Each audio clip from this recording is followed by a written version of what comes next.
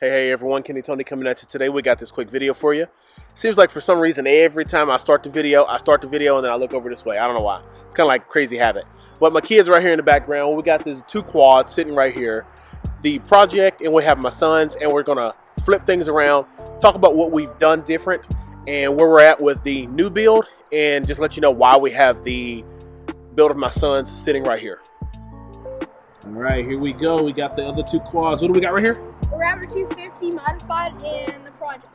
The project one, right? So, what did we say we were going to get done to this? What were we going to switch over? We're going to put 18-inch tires on that one. Those tires used to be this. All right.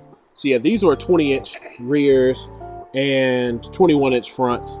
And we swapped them because these tires came onto that machine.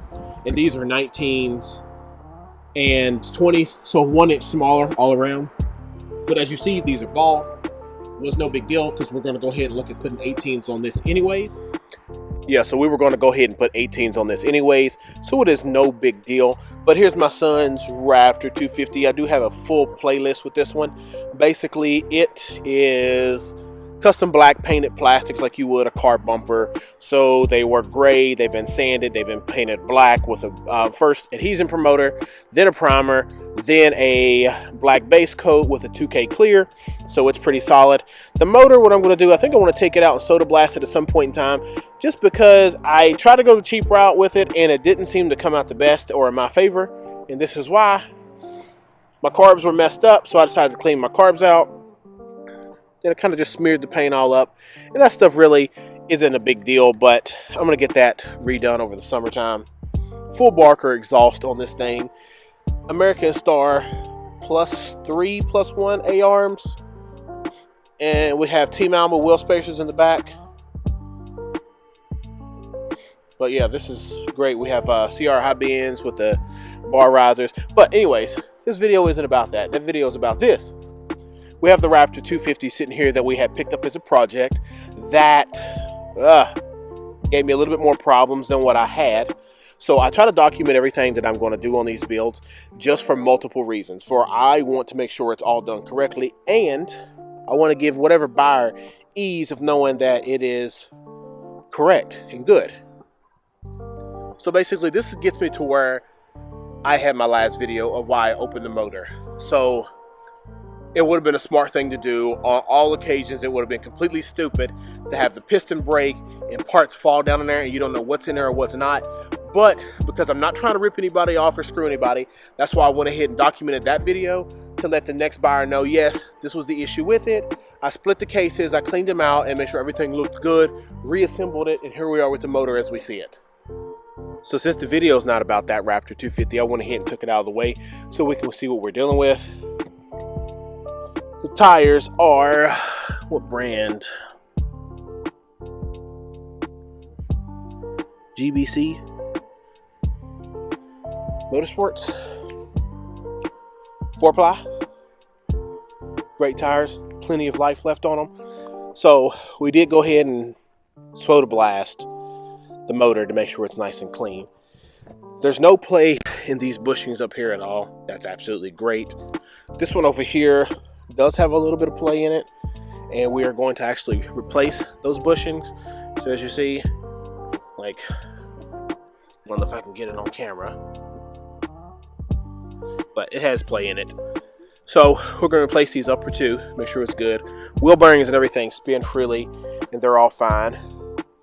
When I had the wheels off, I did check the brakes in the front and they look like they had plenty of life left in them, so that's no problem there. Hit these foot guards with the pressure washer and they look good. This is like the most factory machine I've ever seen. So mine came, none of my Raptor 250s I've had. So the white one that I've sold with the 125 plastics, the 250 of my sons, or for that matter the 125 that I have, none of them had the factory heat shield or the factory shield that looked that good. None of them had this one either that looked good. Minimal wear, frame marks, It's a little bit down here. Park brake assembly still on there. This little cap here that goes over top of the fill cap, none of that's there. So this one is really close to OEM. One of the things I am going to do is I have a plug in one of my son's tires right here. So the plug is held. I've had it for like a year. I don't know if that's going to be a big negative for anyone, but I don't think so. But what I'm going to possibly do is just take that tire off, dismount it, and put a patch on the inside, so no one has to worry about the plugs coming out if they're in mud or anything like that. We powder coated the front bumper, make it nice and fresh, along with the foot pegs, give those a nice fresh clean look.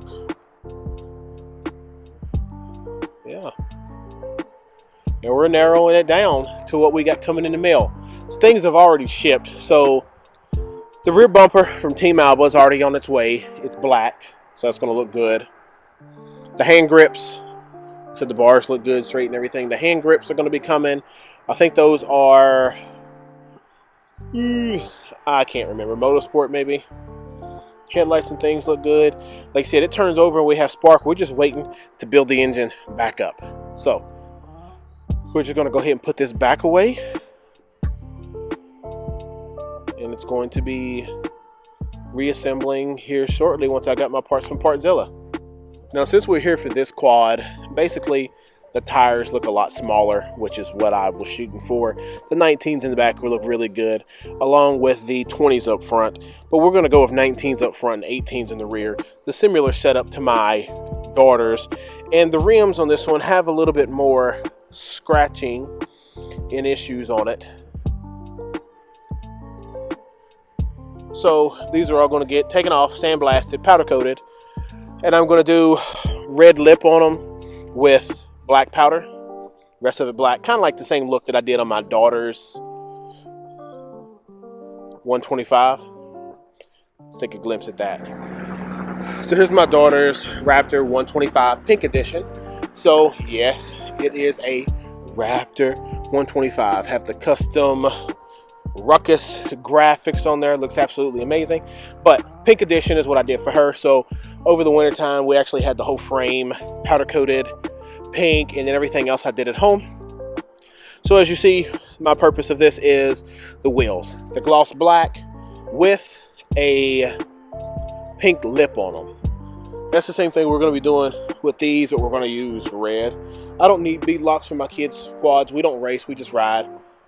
And it's not going to have crazy abuse, but this machine has its own series as well, its own playlist, so check it out.